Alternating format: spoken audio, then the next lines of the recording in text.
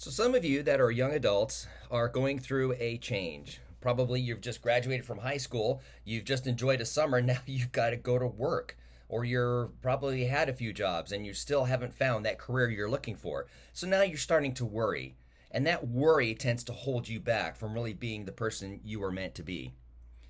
Let me just give you this 97% of things that you and I worry about never happen. So let's talk about the 3%. The 3% that does actually happen, we find that we handle them better than we thought we would. So just remember, give yourself some credit. You're going to go through some hard things until you find that groove, that career groove, that job groove, but give yourself some credit. Just remember, 97% of the things we worry about never happen.